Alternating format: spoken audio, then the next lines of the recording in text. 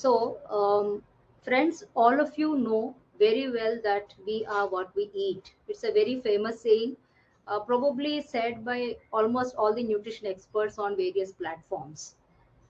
Okay, but some very mild point in this is missed out by many of us. That is, we are what we eat. That is correct, because food is one of the basic necessities of life. uh, we are what we eat both in the state of health as well as disease, so that we need to remember. Otherwise many people don't even think of food when they are apparently healthy. The very thought of giving attention to food comes only when there is a health problem. So this is the place where actually nutritionists and healthcare experts always advise people that be careful before onset of the diseases. But each and every stage of disease management or prevention, like right from prevention or once the disease occurs, then it's control, treatment, and some diseases you can even regress them. Okay, so but in each of these steps, food plays a very important role. It can support the treatment, make it more efficient, and so that the patient becomes very, very healthy. It can completely prevent the diseases or delay the onset of the diseases if the person is genetically prone to that. But however, food plays a very important role in each of these stages. In fact, there is a very strong documentation saying that faulty food habits are responsible for great number of deaths every year from non-communicable diseases. Okay, we have seen many deaths in the last, like the moment COVID has set in. Okay, that is not non-communicable disease, but so many deaths happened, and we all know now very clearly that there are several risk factors for that, including the comorbidities like diabetes mellitus and hypertension, etc., and obesity, etc., and most important reason, which is very well known in the community, is impaired immunity. So this is something which is the body's ability, innate ability, which we develop only through our food. So from that angle onwards, food really plays a very important role in our health. Now, it's very interesting to understand the scientific meaning of dietary habit and food myth. So dietary habit, it's a habit. We very commonly use this word. So this, which means it is food choice of people that would reflect their food preference and consumption. When does it become a myth? It becomes a myth when the food habit is wrong, it is faulty, based on false beliefs. Okay, and at the same time, it is not restricted to just one or two individuals. This spreads in the community and followed by majority of the people or more number of people. That is when you actually call it a myth. Okay, now it's very important for us to know that actually what are the triggers of food myth. How do these food myths originate? Next slide, please. Next, yeah. So here, the first point is very important point, because everybody wants a very short route to health. So the moment any particular clinical condition is experienced and the repercussions of that condition is experienced, everybody wants health. And then sudden realization comes to the mind that health is definitely the wealth. Okay, that short route to health, actually there is no short route to health, but because of these myths, if you eat this, like so many spices have become so famous last 3.5 years, until date many people are continuing to consume the kadas. Okay, because just with the belief that it is going to improve their immunity. But it's very important for everybody to remember what all are required, which all nutrients are required to build up the immunity in an individual's body. So the eagerness to find out very short route to health is one of the important reasons for myth. Then of course there are many people with half knowledge about food and nutrition, because they build up their knowledge from blogs and social media, etc., or just word of mouth, and they continue to spread it, maybe because they are older in age group, or they are some influential people in a particular community. Then there is the third reason is, people once they suffer from any particular clinical condition, if something helps them feel better, they consider that to be working for everybody. It is like one size fitting all. But does it really fit all? No. one size never fits all. You need to have individualized nutritional strategies so that it helps the patients. Maybe they are suffering from similar disease, but it has to be highly individualized. Then vulnerable groups, if you take pregnancy, okay, the moment a woman becomes pregnant, 101 suggestions come to her, like to eat this or not to eat that. Most of them are actually myths. We'll come across one of such myths later on. And then you have a lot of nutritional and food information that is shared on social media, which may not have any scientific basis. But people believe in WhatsApp gurus and Google gurus so strongly that they don't even try their best to search for evidence for that kind of information. And that misinformation may be continued and it is carried because forwarding is just a click away. So without checking the information irresponsibly, many people keep on forwarding that messages, especially if it is food related. They feel it is applicable to everybody because everybody is a consumer of food. And then there are some of the food related beliefs which run in families. So they are like, no, my parents used to eat this, okay, and my in-laws, they have this kind of food habits. So there is a change in the food habits the moment you shift from one place to the other place. So some of the food beliefs and myths, they may be running in families, and friends may be also helping you with some types of myths. And the last point we cannot miss, because no, because of marketing strategies also, some information is becoming a myth, like something that is helping a child grow taller, and something that is helping a baby or a fetus to have very good cognitive development only with one nutrient. Okay, so these are all becoming myths, and that particular product becomes very famous. It meets the objective of the industry, but what is actually happening to the consumers? And again, there are some products which are actually advertised by some famous people.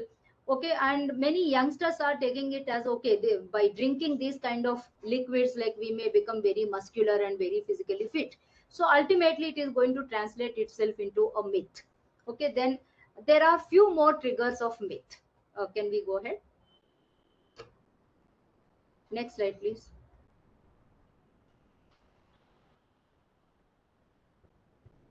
So there are few more triggers of myth. As you can see, beauty is something that everybody wants.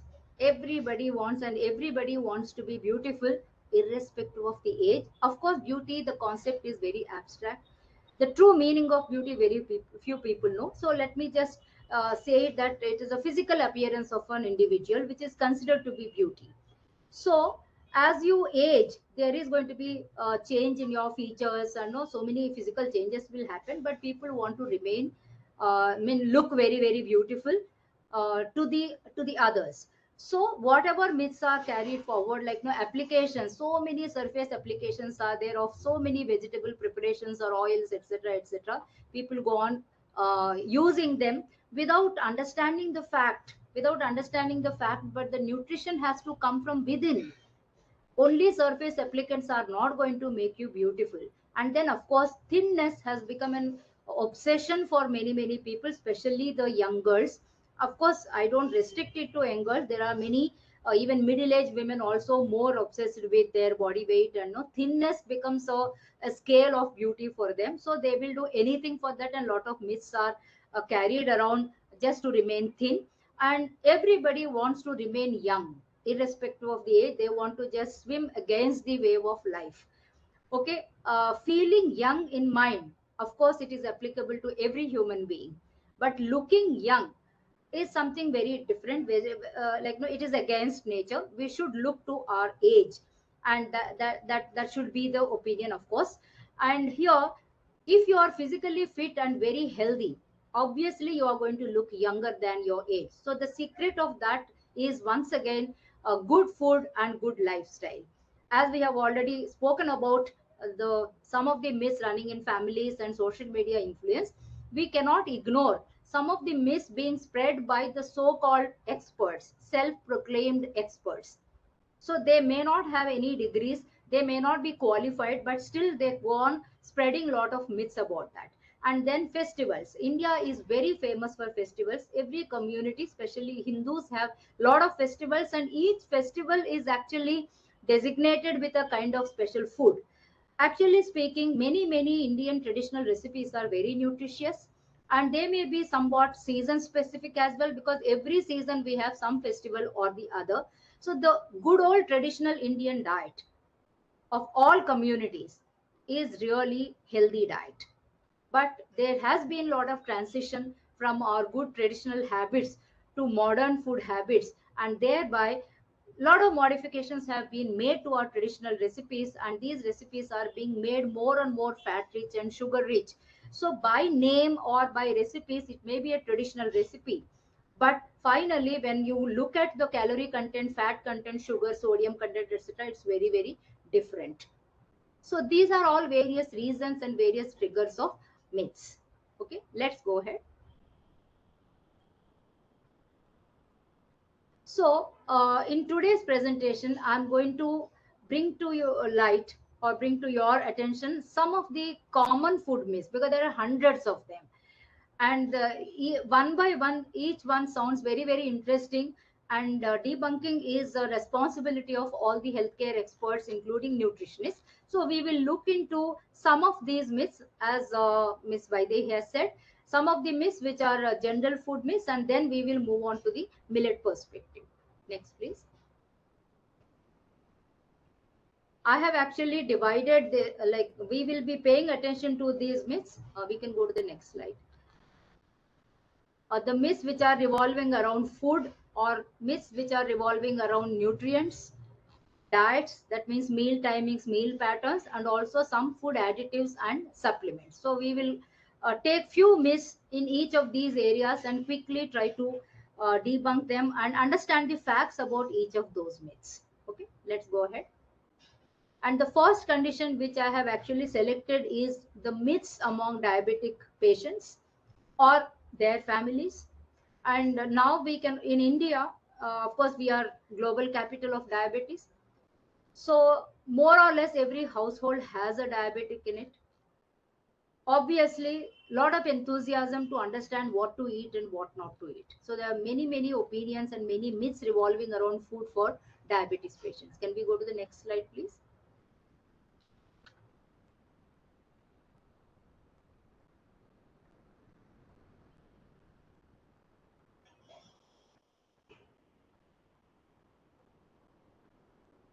Yeah, please go to the next slide.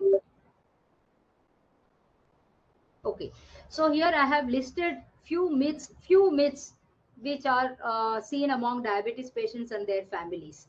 Okay, among them, the most important ones are like, diabetics always look for foods which do not raise their blood sugar levels fast, or which they believe will not raise their blood sugar levels. But you cannot ignore something which is behind these words, that is their liking for sweetness.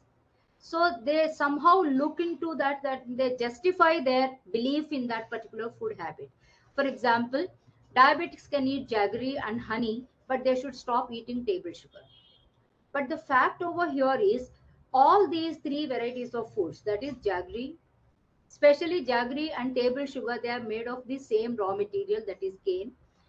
And there are of course other types of jaggery also, but the basic sugar in these products is nothing but glucose, and including honey, which is much more sweeter than sugar, so which means it has more free natural sugars in that. So all the three are very well digested, and they are going to increase your blood sugar level. Okay, then based on this fact, I don't say that people with diabetes should not eat sugar at all. You should stop eating sugar if you have diabetes. This is another myth. I will definitely call it a myth, because there is nothing that diabetics should not eat. Diabetics should eat everything, but in as per the advice of the dietitian, because highly individualized nutritional plans are required for diabetes patients.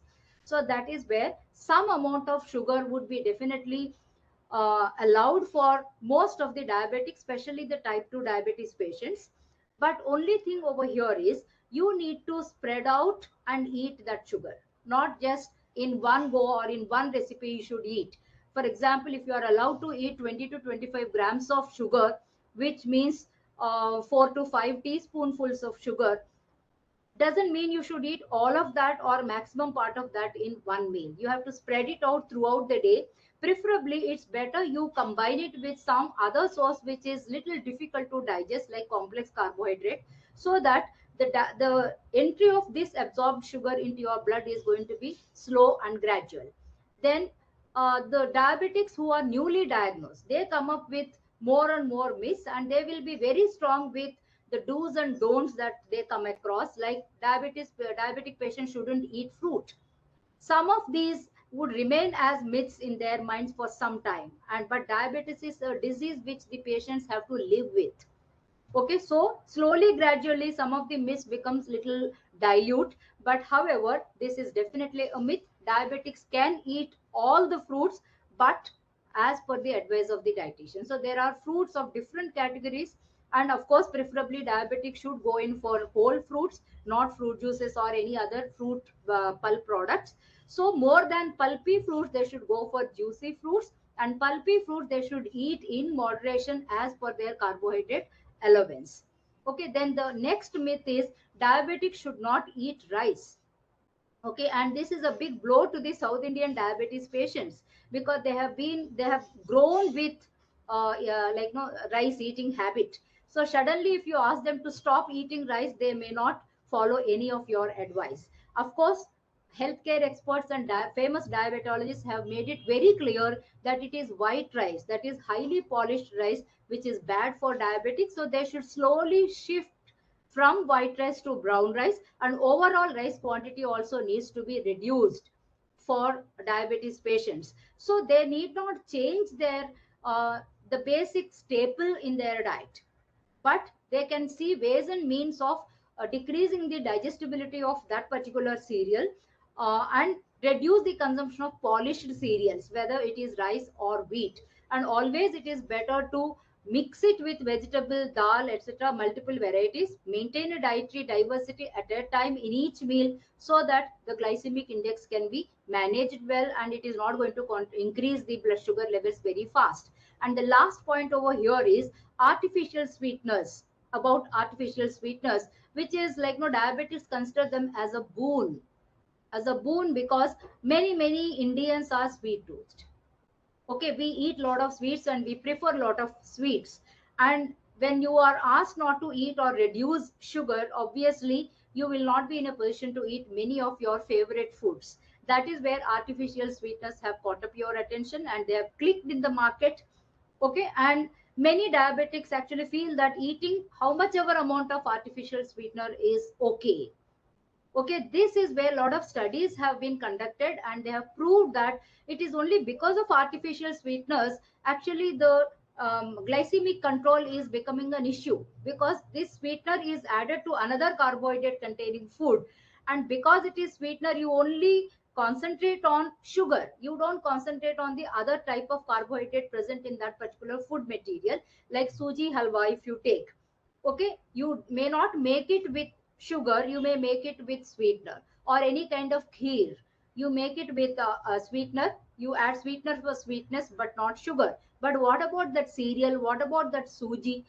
So you tend to overeat that, thinking that it contains sweetener, it doesn't contain sugar, so it will not shoot up your blood sugar levels. So that is also a very big myth.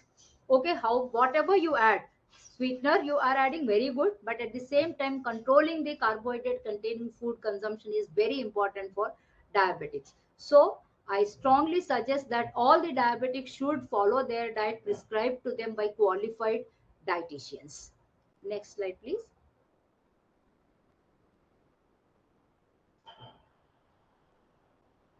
Okay, so here nowadays there are very like no some myths which are getting very high popularity, and people especially who are who are thinking of physical fitness, they're falling prey to these kind of myths, like no carbohydrates are bad for health, and you have to avoid carbohydrates in your diet, etc.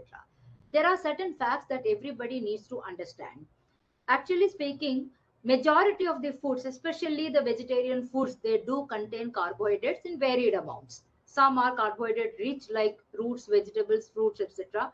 And some are very low in carbohydrates, like green leafy vegetables and some of the other vegetables, etc. So, but here we should also remember that carbohydrate is the most preferred fuel source. That means it is a very important source of energy for our brain. The other cells like muscle cells, adipocytes, and other body cells may be able to use fat as a fuel, or even protein if it comes to that. But brain cells definitely need only and mainly, almost like only carbohydrate. Only in can't but situation they may be using ketone body. So, but better is we will have to consume at least 100 to 130 grams of carbohydrate every day. I'm saying carbohydrate. Okay, you need to calculate how much of carbohydrate is present in a given food and then arrive at how much of that food you will have to consume. So minimum 100 to 130 grams of carbohydrate consumption is compulsory for everybody to supply sufficient energy to the brain. And it is always important to focus on complex carbohydrate in each and every meal rather than simple carbohydrate loaded foods. So this is how we cannot consider carbohydrates to be bad for health, and we should not aim at no carbohydrate. Can we go back? Yeah, we should not go for no carbohydrate diet. Then there is another important myth related to fruit juice consumption. So the many people are considering that as a status symbol, like no having a fruit juice tetra pack or a bottle in their hand. They are considering that as a status symbol. So they also feel that it can be a very good replacement for whole fruit, but absolutely not. Whole fruit is any day more valuable than fruit juice, mainly because you get other nutrients through the pulp of the fruit, and especially the dietary fiber, which will not be present in the whole fruit juice, or even if it is present in very lower amounts, and all the other nutrients, it is fresh. So always fresh food and locally cultivated food is the best. Next, please.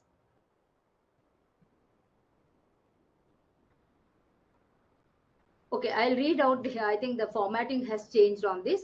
I'll read out the myth. Eggs are bad for heart patients. The moment a person is diagnosed with atherosclerosis or blocks, then immediately they become very conscious because heart disease could be fatal for patients. So they'll be very serious about their dietary restrictions and dietary rules. So that is where many people believe that they stop eating eggs.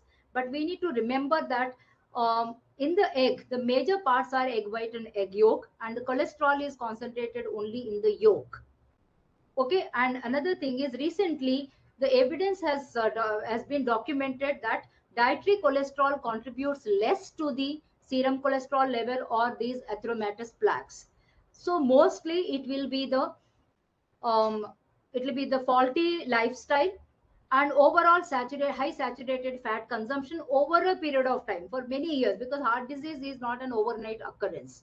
So that is how one has to be very careful and knowledgeable about these foods. So there is no need to restrict these, totally stop these foods, but you can definitely have, because eggs are highly nutritious with no carbohydrate in that, and the protein is a reference protein. It has all the essential amino acids, and it has some amount of monounsaturated and polyunsaturated fatty acids, and some of the vitamins, especially the vitamin B12 is also there in that, and some minerals. And the next one is also important, that is sugar is bad for children, especially infants. Many mothers, especially, this is becoming newly popular nowadays. So it is a very popular myth in other countries, but even in India it is becoming very popular nowadays. Like sugar makes kids hyperactive. Okay, kids, they do play. It's almost like their birthright, and play is very important in childhood because that it is a kind of physical exercise, and it improves their agility, flexibility, their muscle mass, bone health, etc. A lot of benefits for that. No one should restrict play from children, but play cannot be mistaken for hyperactivity. This hyperactivity has to be very well defined only by the psychologist. Only they will be able to tell you whether your child is hyperactive or not. And please remember that there is no strong scientific evidence that sugar is going to make the child hyperactive. There may be many other reasons which need to be looked into and addressed later on. So don't, of course, in India, we need to restrict the use of simple sugars right from infancy onwards, because we are very highly prone to thin obesity, we are very highly prone to diabetes. So it is always better to reduce the amount of simple sugars in the diets of children right from infancy. Next slide, please.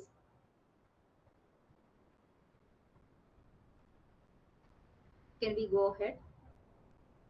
Okay. So now, dark chocolate has also become famous, especially among menopausal women, because they feel that the normal chocolates do contain a lot of fat and a lot of sugar. Because of that, they are putting on weight. Okay, there is some truth in this. Like dark chocolate is very very rich in a lot of varieties of polyphenols, which are antioxidants, very important for menopausal women and even other sections of population. But we need to remember that we cannot eat chocolate without absolutely any sugar in that. So those of you who are eating dark chocolate, you can taste the sweetness in that. And please remember, it is having very good amount of fat along with sugar. So nothing wrong in eating dark chocolate, but eat in moderation. Then there are some myths among pregnant women and among patients suffering from rheumatoid arthritis. The pregnant women, and even otherwise, people who suffer from common cold, they always complain that they want to restrict some kinds of fruits like lemons, guavas, bananas, etc., saying that it is going to aggravate their symptoms. And then there is one myth which I have come across personally, is eating green leafy vegetables by pregnant women may increase their proneness to common cold. All these are definitely absolutely false. Okay, each of these fruits and the green leafy vegetables are loaded with nutrients. They are very important for dietary fiber, gut health, as well as lot of micronutrients. So absolutely one should never stop eating any of these vegetables. And lemons, especially with their vitamin C, they are going to improve your immunity. And the common cold is a viral infection. So when you need to boost your immunity to reduce the severity of the cold and to reduce the recurrence of the cold, so vitamin C is going to activate your immune system. Thereby some of your symptoms may become little like no may increase the seriousness severity of the symptom. But please don't mind that. Continue having these fruits. It's better not to have these fruits kept in the refrigerator. Eat them fresh. Then the last point over here is the point related to rheumatoid arthritis patients. Each patient is highly individualistic. They have their own individual food sensitivities and food allergies. And the one patient whose bone pains may increase upon eating brinjal, it may not be so for another patient. So it is, again, you will have to take the case study, observe yourself for long, and then you can eliminate that particular food which is causing you joint pain. Otherwise you don't have, should never pass on that information that what something which is bad for you, which is working badly for you, need not work badly for others. So don't ever pass on such kind of information to the other patients. Next please. Yeah. So now let's move on to myths on food additives, ingredients, and supplements. Many people feel that, or there are many organizations who fight against the food additives. But please remember, in today's world, with a lot of climatic change, it's very difficult to preserve the foods. There are food additives include food preservatives or some of the coloring agents, the flavoring agents, etc., that may improve the acceptability of the foods. And many of them are permitted after careful research. They have been permitted by FDA. So only if foods are containing permitted additives within the permitted limits, then they are not harmful to health. Then secondly, whichever salt you are consuming, all types of salt will be containing sodium. What is restricted in a salt for a consumer is sodium. So it doesn't matter which salt you are consuming, beware of the sodium content in that and you reduce the content. And especially nowadays, since a few years, the mission on low salt, low sugar consumption is on, and we better stick to that to prevent lot of occurrence of lot of NCDs.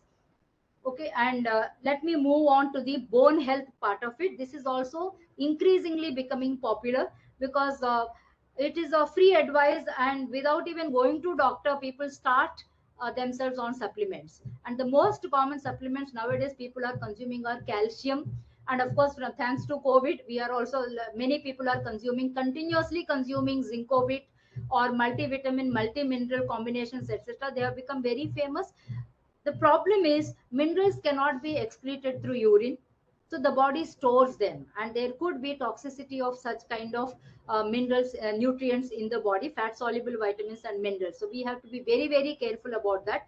Both vitamin D and calcium cannot be excreted through urine, and they continuous very high consumption might lead to their toxicity. So it has to be on frequent checkup and with the under doctor's advice. And simply gulping in calcium pills is not going to improve your bone health. The secret of bone health is depending on multiple nutrients. Okay, you need calcium along with vitamin D3 and K.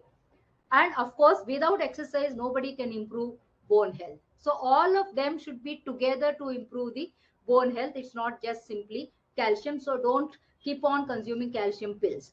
Then there is a very common habit among elderly especially, and also common advice, free advice given to people who are convalescing from some fevers or some disease and they are feeling very weak. Consume B complex tablets. This is a very free advice which everybody receives. But please remember, B complex vitamins are just only one type of nutrients. There are many nutrients whose deficiency might lead to weakness, and general weakness is really a general symptom of multiple nutrient deficiency or maybe some other reason. So identifying the reason and consuming the most required or appropriate nutrients is very important. Don't just go on consuming B vitamins, though these vitamins are water soluble and you will be able to excrete them through urine.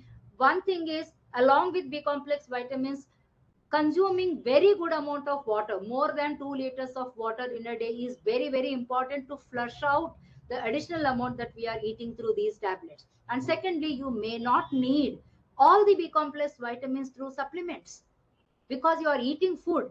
Multiple foods are sources of B complex vitamins, so you need to identify which one you are deficient in, and you will have to go for consumption of such a nutrient to address the weakness issue. Next, please. Okay, myths on meals and meal timings. So there are some self-proclaimed experts who usually spread these kind of myths, and sometimes people who's based on their personal experience, they convert a food habit or something that suits them into a myth. Like for example, fruit should be eaten before meals. Okay, if you eat anything before meal, please remember you may not be able to eat complete meal. So there are some suggestions which may be suitable for people who are on weight loss programs, but on a nutritious diet. All weight loss programs should be on a nutritious diet. So if your aim is to reduce the overall quantity of meal that you are consuming, then yes, you can eat fruit prior to a meal so that your hunger is satisfied to a large extent and you will not be eating so much of other carbs from the major meal. Okay, but please remember, there is no strong evidence that eating fruit prior to a meal is going to benefit you from multiple angles. Just there is only one study which I have come across, that if fruit is eaten 30 to 120 minutes prior to the meals, okay, this will increase the satiety and reduce the energy intake. I've even this point I have just come across just one study, so there is a need for more and more studies to prove this particular benefit. Okay, and please remember, the natural fruits and vegetables are not going to contribute to your weight.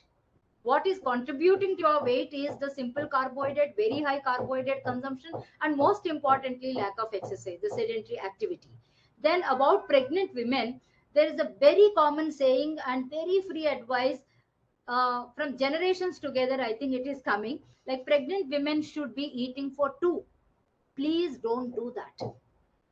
Pregnant women should be eating for herself and for the growing fetus as per the stage of pregnancy.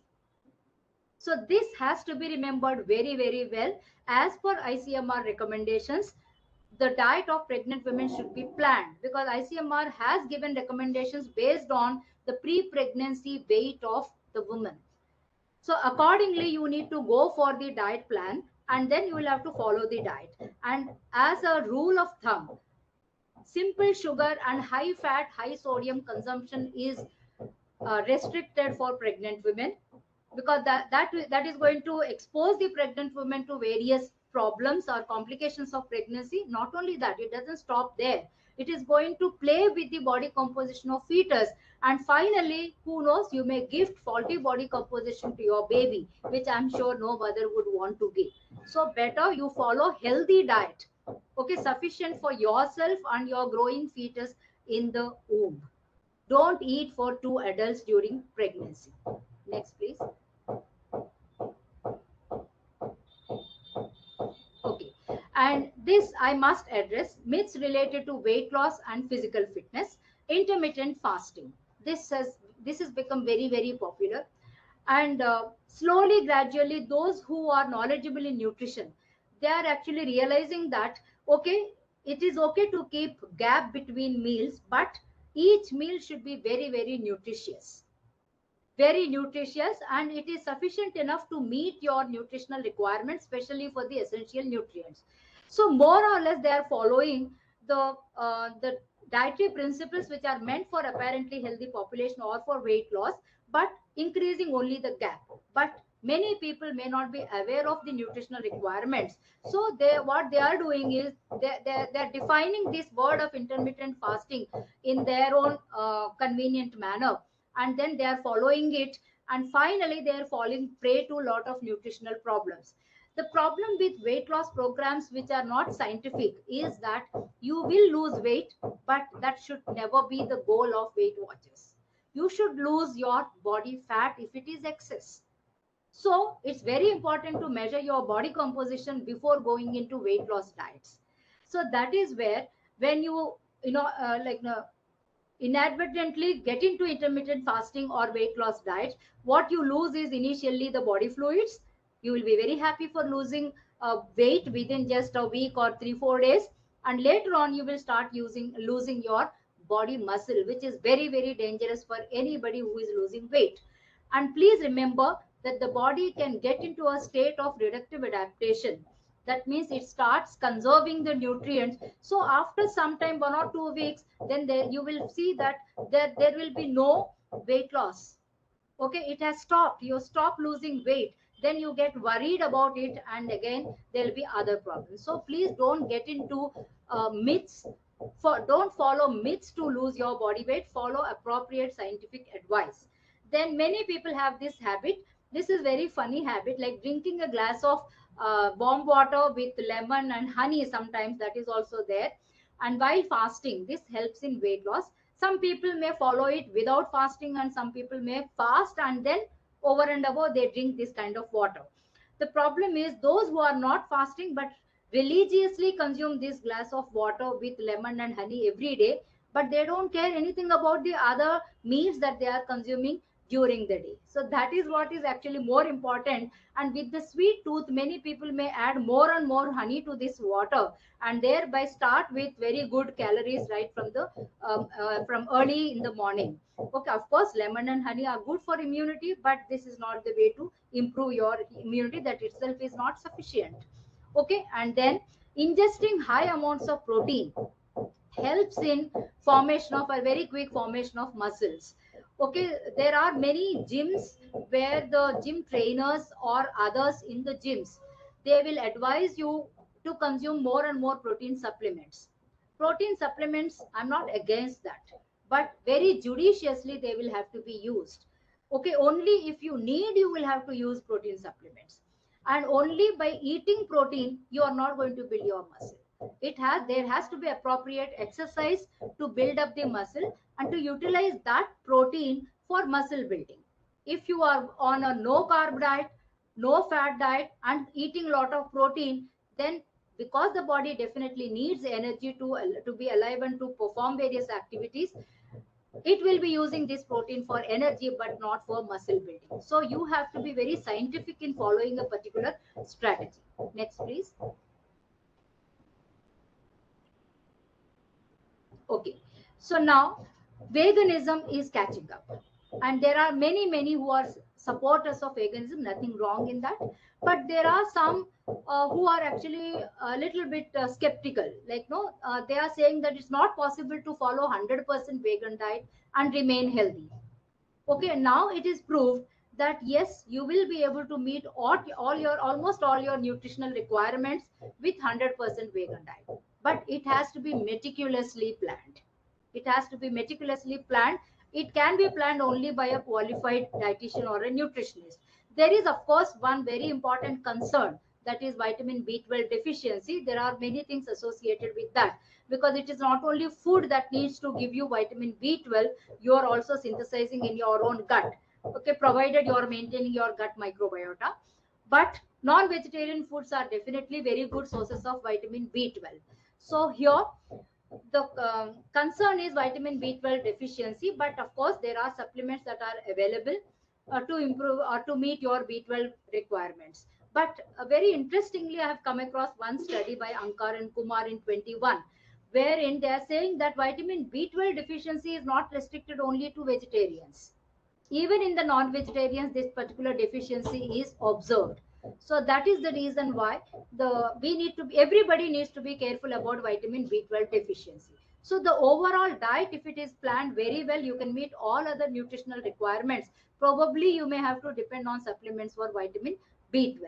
So with this, I'm going to add on some of the myths which are available on FSSAI Twitter, where they have addressed very important myths, very common myths, which I have not mentioned in the previous slides. Okay, if I have already mentioned, I will not go ahead with them. Like for example, this one, some of these myths I'm just presenting to you once again, so that you are aware that this information is available on FSSAI Twitter. So eating low cal diets and skipping meals. Meal skipping is a very common practice, especially among adolescents and adult women, for losing weight. I have already told you what problems you can encounter if at all if you skip meals and if you don't eat good, balanced, and nutritious diet. Okay, next please. Next slide, please.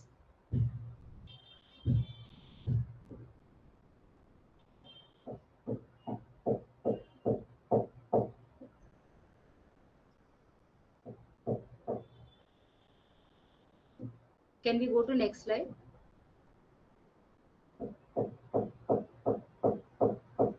The second myth is if a food label indicates diet food, then it is very healthy. Okay, but please remember, even the foods which are labeled as diet food may be rich in other nutrients which need to be controlled, like especially salt and other invisible fat. So going through the nutritional labeling is very important. And then plant based diets are deficient in protein is another myth. There are many excellent sources of protein, okay, including the millets. There are legumes, millets, some of the cereals, nuts, oil seeds, all of them are very good sources of protein. Okay, some may be lacking in amino acid, and one amino acid, and others are lacking in another amino acids. But if you have a combination of these foods, then and by following dietary diversity, you will be definitely be able to address or consume good quality protein. And please don't forget about soya as an excellent source of almost complete protein. So the combination of foods would be able to give you very good quality protein. So you need not go ahead with a myth that plant diets will not give you good quality protein. Next, please. Okay. Cooked food can't cause foodborne illness and can be kept at room temperature. This is a very common myth which we see in the households. Okay, cooked food can become contaminated if you follow faulty food cooking as well as handling practices. Okay, it is not only the vessels that need to be cleaned when you are cooking the food, the surroundings where the food is cooked, and the equipment that is used to cut and prepare food the food the surfaces where the food is going to be displayed, each and every surface that is coming in contact with the food, including your hands, can be sources of contamination of this food. And in fact, if you are storing your cooked food on the table at room temperature or within the refrigerator. There could be, and in contact with raw food, because in the refrigerator it's like a cupboard. There are many varieties of things within the refrigerator, and cross contamination is a high possibility. Okay, and another thing is, there is a practice of storing the cooked food after everybody completes their meal. So there may be a gap of few hours before you keep the cooked food in the refrigerator for storage, but that is not correct. So in that way you cannot prevent any kind of unsafe like microbial contamination in the food. So you have to have an estimate of how much food is required, or how much food would be consumed at that particular meal, and the remaining food need to be taken separately and cooled and stored in the refrigerator. So that is what is very very important. So these, there are several varied principles which actually FSSAI has published uh, on food handling practices and hygiene practices in order to control this food contamination and make food safe for consumption. Next please. Okay, and the oil related myth is, there are actually two myths. One is oil contains a lot of cholesterol. Okay, probably this myth has come into practice because the very one detail on the nutritional labeling of the oil, like cholesterol zero. Maybe it is mandatory for the oil industry to declare that, but no vegetable oil contains cholesterol. Cholesterol is available only through non-vegetarian sources. But here, oil provides empty calories with no nutrients, so you stop adding oil. And it has given rise to a lot of other industries wherein you, without using oil, you can cook the food. But friends, please remember, oil is also very essential for the body. It is the third macronutrient very much required for the body.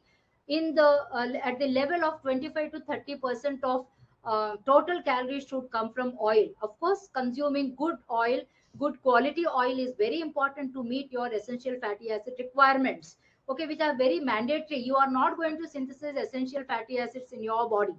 You are going to consume it through oil only, and some through some sources, food sources which have invisible fat in that.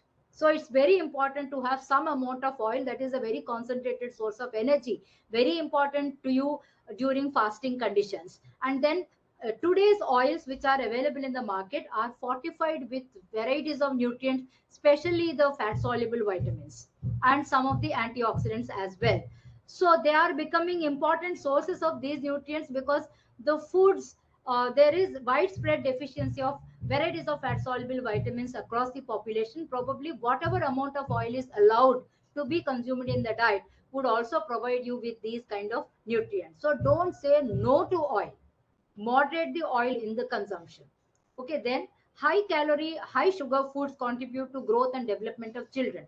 The moment you come to, it comes to gifting children with some food, immediately it will be some chocolates, ice creams, on some kind of no high sugar, high fat foods for children, because many people believe that there is nothing wrong in that. It will contribute to the growth and development of children.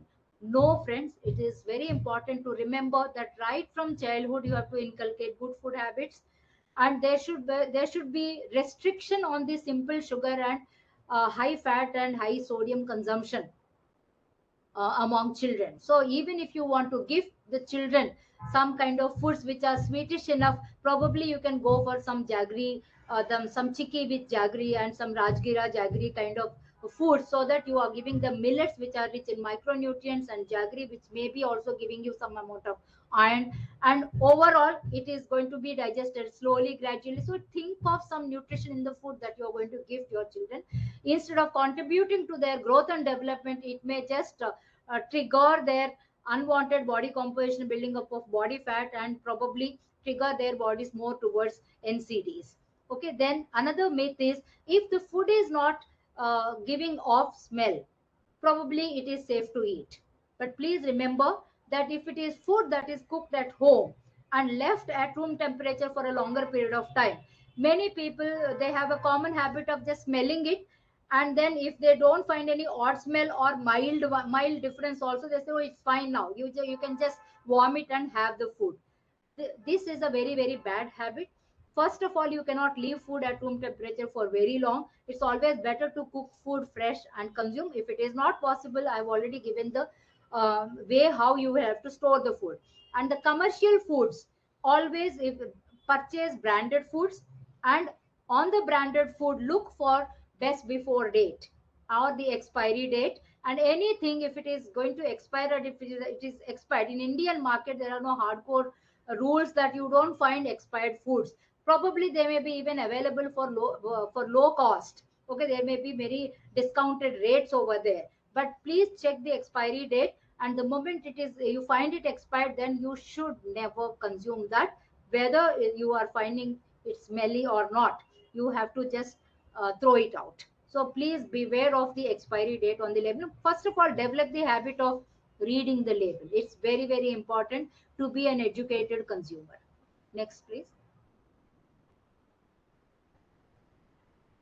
Okay, so with that, we have completed our discussion on general food myths, and some of the myths I could cover, and the facts about those myths. So I hope we have debunked those myths. Now, since it is the International Year of Millets, we are going ahead with promotion of millets. But of course, anything in excess, overdoing, should be contraindicated. But probably these are the nutri cereals in future, because of the climate changes, and probably we may have very little water in the ground. We may not be able to cultivate whatever cereals are currently available to us, and we may have to make some of these millets as our staples, as at least in the future generations very soon. So better to get used to them. But of course, it is not because of that helplessness. It is because we are re-identifying them, because these are there in the human diet since long.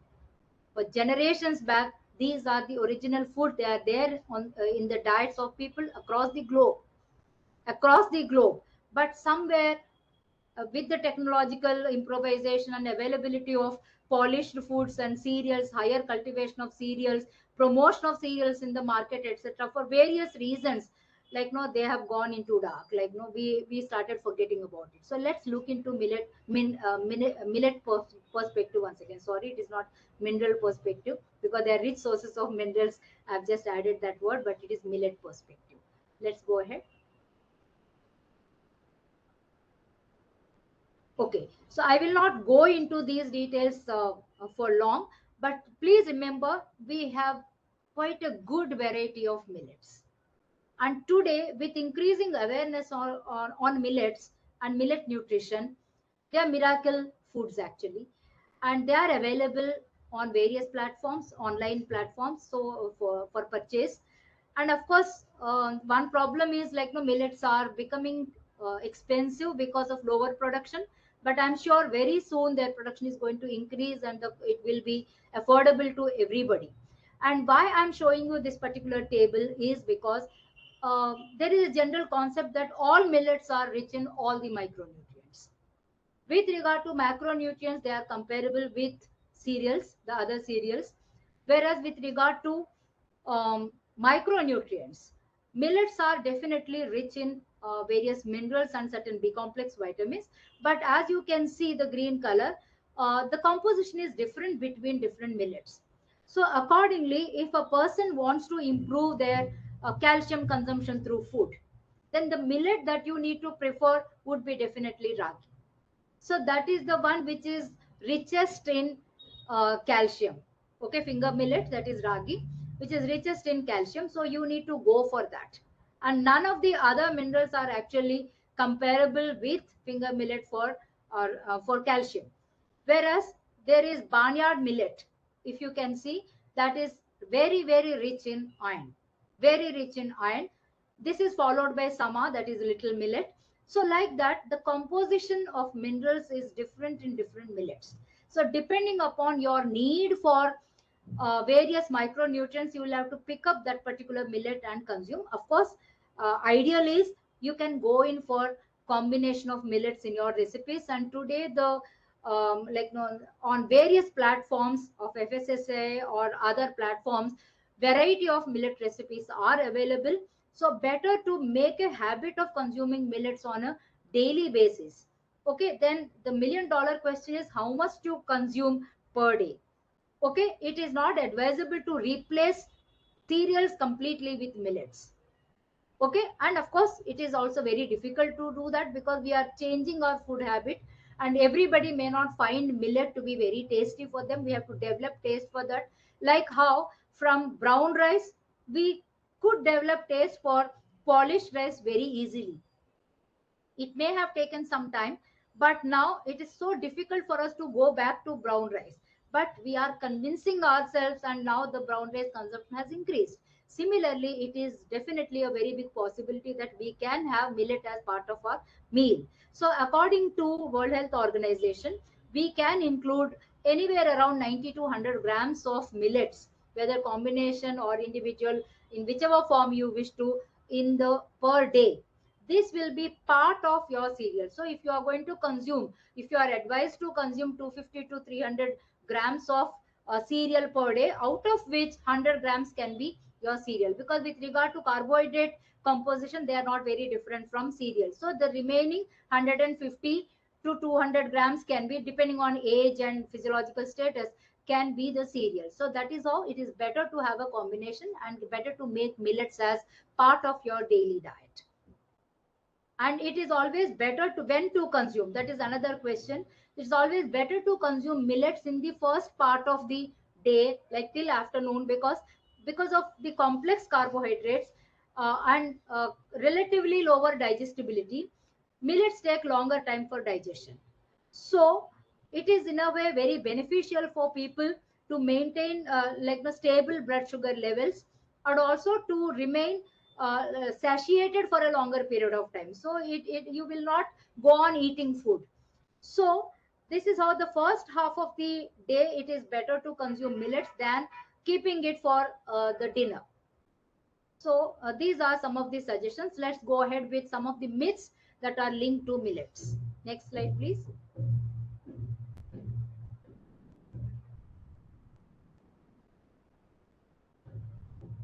Next slide, please. Yeah. I have already explained about the nutritious nature of millets, and they are nutritious and beneficial to the body not only for nutrients but also for phytochemicals. The so-called phytochemical, there is a paradox over here. The most of these phytochemicals like tannins, polyphenols, trypsin inhibitors, etc., they are actually looked at very negatively because they do interfere with mineral absorption, etc. But with appropriate processing techniques, you will be able to control that anti-nutritional nature of these phytochemicals, yet derive the benefits out of them, because they are very, very good antioxidants, and they are proved to be very beneficial in various clinical conditions as well.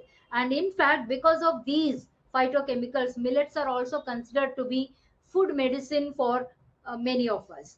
And please remember, all millets are gluten free. So those who are developing gluten intolerance, it is being observed nowadays with increasing age. People are developing some level of gluten intolerance, and people who are identified with gluten intolerance right from young age, etc., millets would be the best option because they give you equal amount of carbohydrate, energy, etc., along with other micronutrients. So that will be the better option for everybody. There are many gluten intolerant people who shifted totally onto millets for their meals. Okay, and of course all of you must be knowing very well that why we need to prefer millets in future for cultivation. Next slide, please. Yeah, and the preference for millets should be for semi processed millets. So it is not advisable to consume whole millets without absolutely any milling process, because most of the polyphenols which are very highly active, which may interfere with digestion of varieties of minerals, availability of varieties of minerals, are concentrated in the bran. So once the outermost layers, some of the layers are removed through milling process, the remaining bran is very suitable, is very much enough to make the carbohydrate maintain lower glycemic index of the millet, so that the carbohydrate digestion can be slowed down. Whereas the husk will be removed during the milling process, and that would reduce quite a good amount of anti-nutritional process. So that is how semi-processing millets, processed millets are ideal for consumption. And the various cooking methods that are good and ideal for consumption of millets are germination. Definitely there is actually a process of malting, like no very very much followed by majority of population, especially in the area states where ragi is cultivated to a greater extent. A preparation of ragi malt is very, very common, and it is highly nutritious because it increases the B complex vitamin content. It improves the digestibility while decreasing the anti-nutritional activity of various anti-nutrient factors. And similarly, fermentation makes millets gut friendly. It is going to improve your gut microbiota, and thereby overall health also will be improved. And never consume millets in raw form. Some millets can be germinated, but still after that it is better you subject it to some degree of cooking, okay, so that you are going to inactivate the anti-nutritional factors to a greater extent. The cooking can be roasting, popping, extrusion cooking. You have a lot of extruded millet products available nowadays. Or simply you soak the millet for more than 2 hours. In fact, this soaking time is being researched now and documented differently for different millets. Up to even 6 hours of soaking is being recommended for some of the millets. So one need to go into the details of that, because during soaking, germination, fermentation, etc., the enzymes which are naturally present in the millets like phytase and polyphenol hydrolase, they get activated, and they are going to break down the phytic acid so that it is not going to prevent the absorption of minerals that are available from millet. And at the same time it is going to release, these processes are going to release these minerals from the bran layers and make them more available for absorption. And even the protein in the millet can be digested easily. So people who feel that consumption of millet will, they feel heavy and it will be flatulent, they will get relief from this. Like, no, you will not find that kind of problem with millet consumption if you are either germinating, fermenting, cooking, or soaking it for a longer period of time. Next, please. Okay, quickly we'll look into the myths that are related to only millets. Okay, the first thing is millets are very novel foods. That is definitely a myth. It's false. Millets are known for many, many decades globally across the countries. There has been use of millets, in fact, since prehistoric times. Okay, and there within India, we are very good producers of millets, and we do consume millets in various forms across India. Only thing is that habit now has to be brought back. And there are many, many tribal areas where millet consumption is integral part of their dietary habits. They in fact consume cooked and fermented beverages made of millets, which is very, very nutritious. Only thing is it has to be prepared on a daily basis. You cannot store it, and very good area for research and develop more evidence on that. Then millets are hard grains, so it is very difficult to cook millets, so don't use millets. So this is also spreading very fast, but definitely it's a lame excuse. Okay, where there is a will, there is definitely a way. You can manage the cooking provided you soak it for good amount of time and pressure cook the millets. You can definitely cook it like any other cereal that you are cooking it. Only thing is a little bit of soaking is required, so you decide, you will be able to do it. Okay, then millets are poor man's food, but today, thanks to our honorable prime minister, he has really made millets a prestige symbol. So everybody is feeling so proud of showing the millet on their platter, and every buffet there are millet dishes, and so definitely this is proved to be false, and we have to go ahead with millets very, very strongly. Next. Yeah, taste wise, many people feel that millets are not tasty, but Indian women and of course men also are very good cooks. You can make anything very tasty, because we are very lucky to be born in India, because we have so much variety of foods, and including spices, condiments, and such a variety of cooking cuisine, like no cooking methodologies. You can make anything tasty, anything tasty. Taste is a matter of concern in other countries probably, but not in India. So we can go in for dietary diversity and come with lot of innovative recipes. Most of them are available on the platforms of FSSAI also. And each of those recipes is really very, very tasty. Friends, please try it out. And so this myth will be debunked on its own. Then there is a concern with millets, that is, millets are goitrogenic. Millet consumption may increase goiter problems or your hyperthyroidism problems. But here, like no, it's a double-edged sword. There are suggestions that people who are already identified, diagnosed with goiter, they have to go slow on millets. Though there is no strong evidence that millet consumption is going to reduce your iodine consumption, iodine absorption, or increase your iodine excretion. But suppose if millet consumption is happening on a iodine poor diet, iodine deficient diet, then probably there could be an issue. So that means you need to take care of your iodine content in the diet.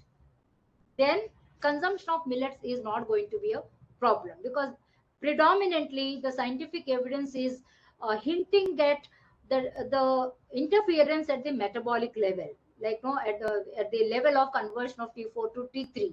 That is where millets might be interfering with it, but there is no strong scientific evidence that all millet consumers are going to become goiter patients.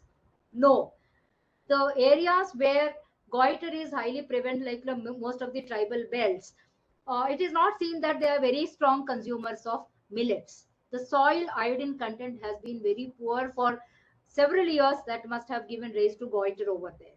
So here you need to be very vigilant and very scientific to understand. And of course, semi-polished millets are not going to pose any problem, because you are removing the goitrogens that are present in the bran. And the next myth is millets are difficult to digest. No, definitely not. If you are soaking them for more period and cooking them well, they are very good for digestion, easy to digest, and there is absolutely no problem. They may take little longer time for digestion, but they are not going to sit in your stomach for a very long time and causing flatulence, etc. It is not going to happen. You will be able to digest them well. Next, please. Yeah. Eating millets is yet another passing food fad. No, friends, it is not going to go away now. It is going to settle in our minds. It's going to settle in our minds. It is not a short lived advice. So, better we all work towards that, so that it is sustained.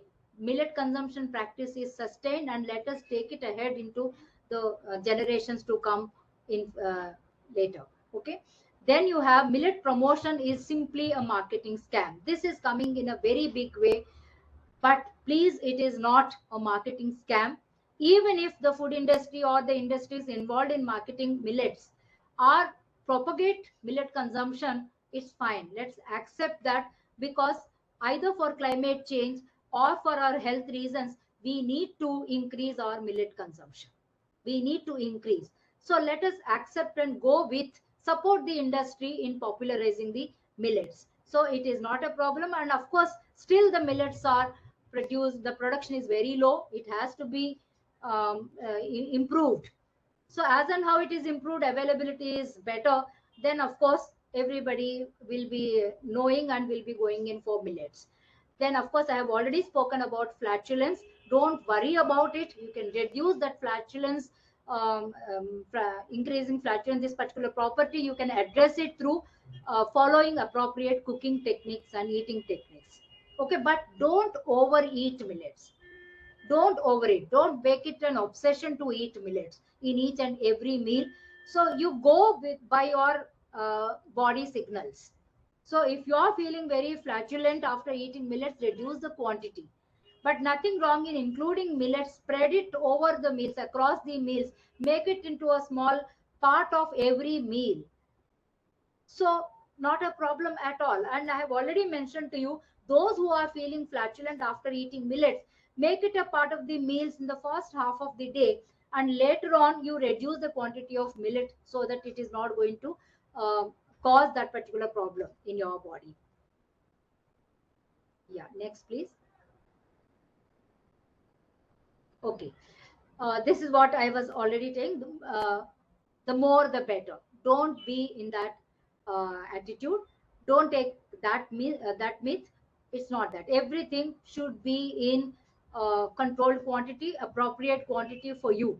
so that you will not face any unpleasant experience and then totally stop eating that. So don't do that. Go for dietary diversity, so that along with other foods, even millet is part of your meal. And millets cause mineral deficiencies and is another myth. I have already explained to you that millets themselves are sources of minerals, and if you follow good pre-processing techniques, pre-cooking techniques, then definitely they are not going to cause minerals. In fact, they can be part of those foods which will address mineral deficiencies across populations. Then there is one myth which lastly I'm going to address, that is sorghum consumption is toxic because of tannins that are present in sorghum. Okay, please remember, please note the fact that tannins which are toxic to the body are like, the tannic acid, that is the toxic form. But the tannins that are present in sorghum are condensed tannins, which are actually beneficial to the body, like antioxidants. So please don't get confused with this kind of myth, and don't accept that it is a false allegation. Next, please.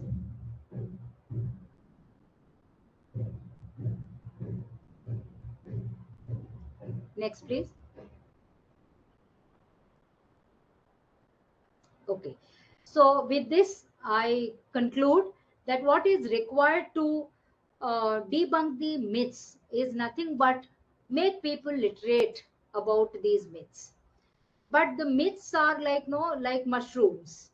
They are just growing, and newer myths are being added to the existing ones. That means there has to be continuity in the education programs.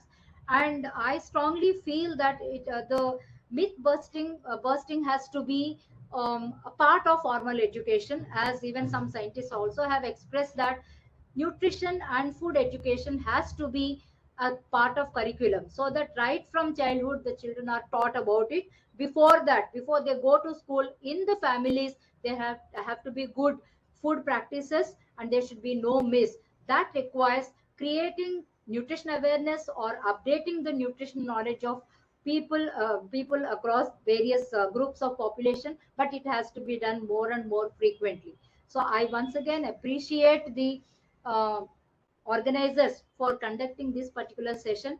I hope the information that I have shared with all of you would be of benefit to you and would help you in um, improving your food consumption behaviors and food habits, and definitely encourage you towards millet consumption. Thank you very much. Thank you, ma'am. Thank you for that very insightful presentation and for all the nutrition hacks that you gave us through this presentation. Thank you so much. We have a few questions that have come up, ma'am, and request you to answer them. I'll read them out for you. Please. The first question that we have is, what kind of pre-processing do millets need if they are being made at a domestic level, and how can one implement it at a household level? Of course, it has been traditionally been going on, but most of the modern generation doesn't know the pre-processing that millets require. Yeah, the pre-processing is, suppose if you are cultivating the millets, then definitely milling them is required to remove the husk, and the most outermost layer, one or two layers, have to be removed, so that some of the tannins and polyphenols that are present in the outermost layers are removed. Then still the remaining layers might be containing some of the anti-nutritional factors. So prior to consumption, you need to soak it for a longer period of time. 2 to 6 hours of soaking is required, depending on the hardness of the grain that you are going to use. And then go in for multiple procedures for multiple recipes. Like, you can ferment the millets. You can germinate the germination is a very, very popular procedure, which is actually reducing the anti-nutritional factors to a very great extent and improving the nutritional profile of the millets, which can be very well done at home. So you will have to soak it for nearly 4 to 6 hours, then drain off the water, tie it up in a cloth, muslin cloth, and keep it aside, okay, for another 8 to 12 hours. Then you will see the seedlings coming out, and that is what is germinated millet. Okay, either you dry it under shade and powder it to use as malt, or you cook them and into the various forms of recipes and consume it. So this germination is definitely one of the best procedures to address the anti-nutritional factors, and it is a household process. And soaking is one of the easiest ways in which you can follow at home, and you can decrease the anti-nutritional factor. And after soaking, you pressure cook it or cook it however you want. Pressure cooking is usually recommended because that cooks the millet very well, and these are the processes that you can follow at home. Thank you, ma'am. Another question that we have is, ma'am, which of the millets are helpful in iron deficiency anemia? Iron deficiency anemia definitely is one of the huge problems our community is facing. Many people think that no, only low socioeconomic groups are iron deficient anemic, but no, across the income groups, people are anemic. And you need to, of course, understand what is actually causing the deficiency. But iron deficiency anemia is the most common forms of anemia. Among the various millets, as I have already shown you in the table, barnyard millet is one of the richest sources of iron. And so definitely that is, many people feel that no, ragi is a very good source of iron, but it is actually a good source of calcium than iron. So barnyard millet is one, and then sama rice, that is another one. But one thing that you need to keep in mind, but these millets should not be highly polished ones, because you get sama rice slightly brownish in color, that is semi polished. And you also have them like suji, they just look like suji, like no, very highly polished. If you remove all the outermost layers, you are removing the minerals also to a very great extent. So that is how sama and barnyard millet, I feel, are very good to help you meet your iron requirement. But remember, eating only millets is not going to help you meet your iron requirements or correct your iron deficiency anemia. You have to improve its absorbability. So, accompanying this millet preparation with a vitamin C rich food is equally important, whether it is lemons, or it could be guavas, which are proved to be very efficient supporters of, like no, promoters of iron absorption. So if such kind of foods are consumed immediately after millet recipe consumption, that would definitely increase the bioavailability of this iron, and that will help you finally to address the issue. But depending on the iron levels, if you are suggested supplements, you please go for it, and then you shift to food based approach. But among millets, these two millets are very good for addressing the iron deficiency anemia. Thank you, ma'am. Another question that we have is, ma'am, which population should avoid millets in their diet? Yeah, there are actually people who constantly who suffer from gastrointestinal problems. Okay, maybe hyperacidity like ulcer patients, or they have any other kind of no diverticulosis problems and other types, some of the problems which are very at a serious level, like no, they are on medication, they need surgery, etc., etc. So those patients need to like no they can avoid or they can minimize their consumption of millets. And some of them are probably intolerant to some inexplicable component in the millets. You need to really start with a smaller amount, and then understand whether your body is agreeing to that or not, and then continue. Usually there is absolutely no problem for all other people, but people with gi related problems, they need to be very careful when they are consuming millets. So they can actually restrict millet consumption. But I don't say an absolute no to that. Depends on, like no, the type of disease gi problem that they do have. Otherwise, for other diseases, I don't think there is any need to restrict millets in the diet. And of course, there is another condition I have already mentioned about the hypothyroidism patients. So, if they are already hypothyroidism patients, then it's not advisable for them to consume unprocessed or semi-processed millets, because there may be goitrogens in the remaining layers, outermost layers. So, they can go in for like no processed millets, because the remaining benefits they will be able to derive from millets. But so millets can be lesser in their diets, though there is no strong evidence that it is going to aggravate their problem. But if that is a metabolic error in them, then probably millets they may have to restrict. Yeah, Last couple of questions. Quinoa, a millet or a pseudo millet? it's a pseudo millet. And one of the last questions is, ma'am, millets aren't very popular among the young generation. How can most kids or the younger generation we can introduce millet recipes into their diet? Because most of them are not very inclined towards having them. Yeah, that is very true. Because already our youngsters are used to certain kinds of foods. So we always should go in their way. That means whatever they like, because millets are so versatile that you can include them in any and every preparation. It's not always necessary that you have to cook millets only in the form of khichdi or some kind of wet cooking methods. You can also use popped millets, okay, as additive to various recipes, so that you will be able to give the chewy, the crunchy texture to varieties of foods that these children like. And millet flours are available, so you can replace part of the other flours like besan or other cereal like maida, etc., in preparing snacks for the kids. And there are a lot of innovative recipes that are coming up in the market, and you already have millet based biscuits, and varieties of these savories are there. So many recipes you can come up with which are liked by children. So whatever foods they like, you can have the millet products suitable to be incorporated in those recipes. That is very very easy to do it, rather than compelling them to eat only the kind of food that adults eat, like the khichdi, the porridge, etc. Only those things the children need not be forced to eat.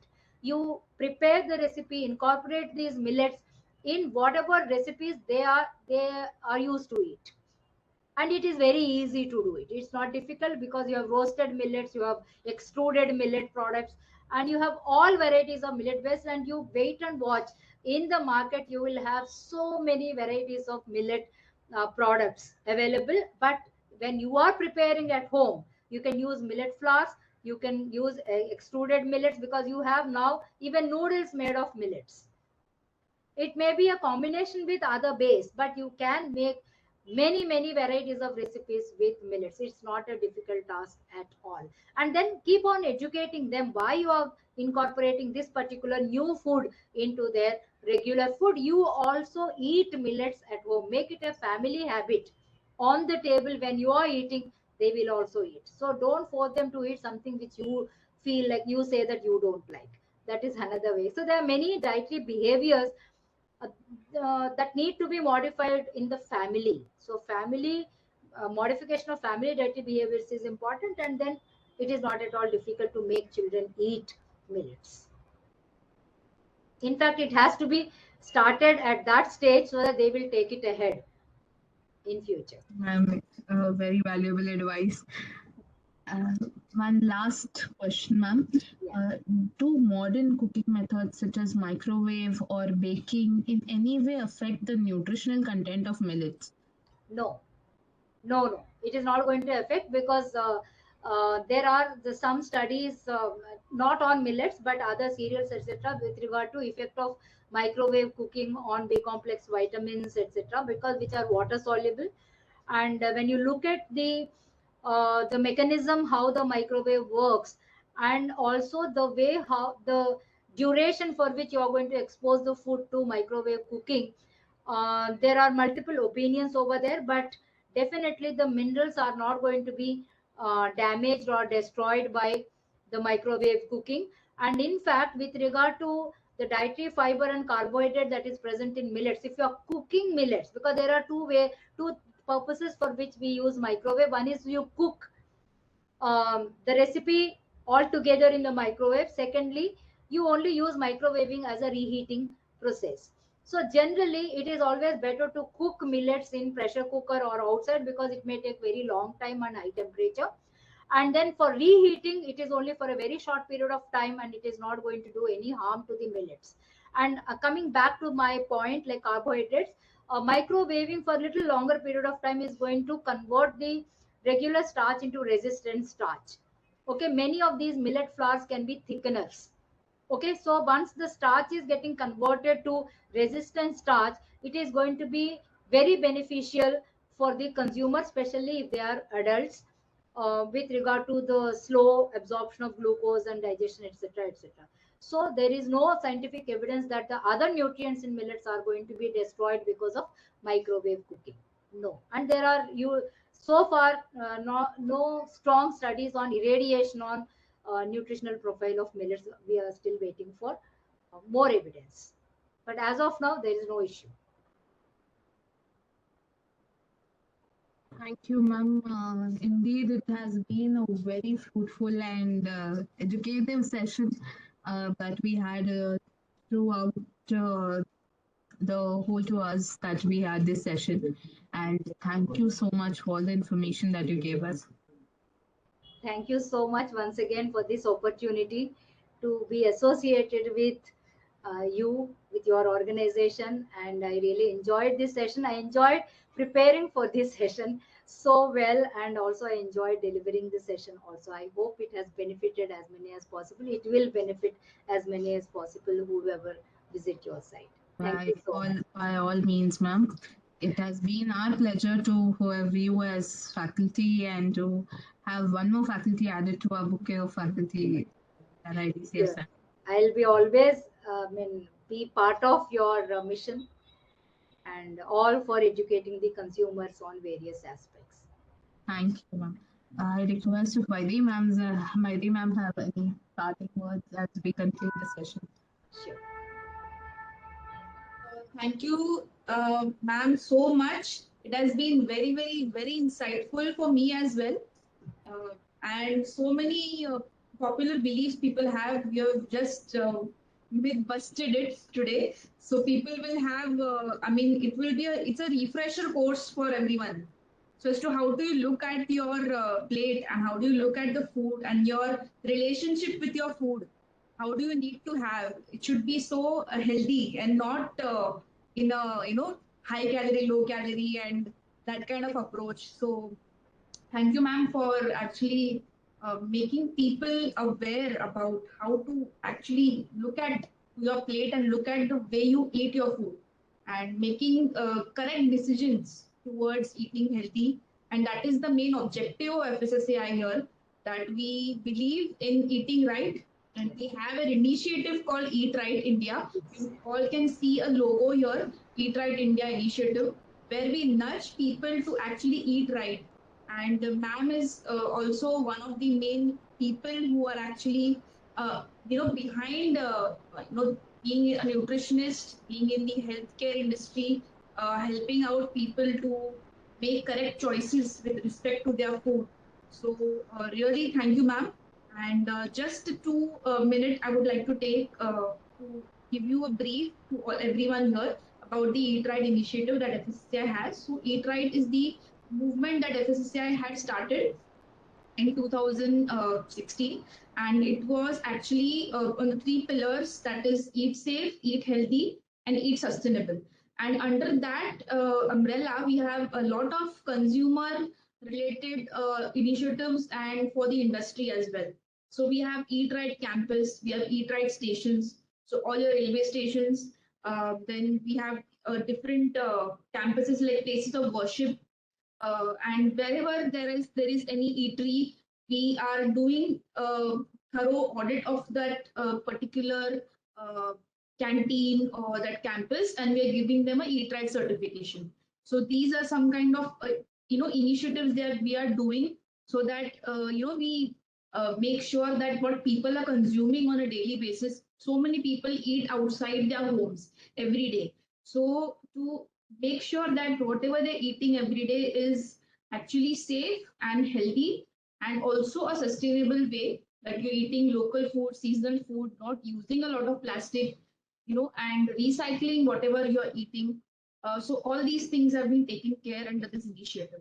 So just to brief you that, so if any establishment is Eat Right certified, you will see a Eat Right certificate on their wall. So you would know now that what is actually Eat Right means. So thank you everyone for joining today. I thank ITCF and my team, Samiksha, Umesh, everyone who has been part of this. Special thanks to Subhadra Mandalika ma'am for being here as the main keynote speaker. And thank you everyone for joining. Thank you very much.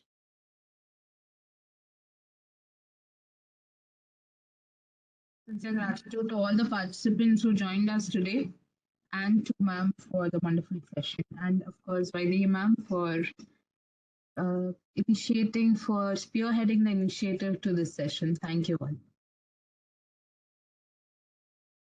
With that, we now conclude our consumer session for today. Thank you.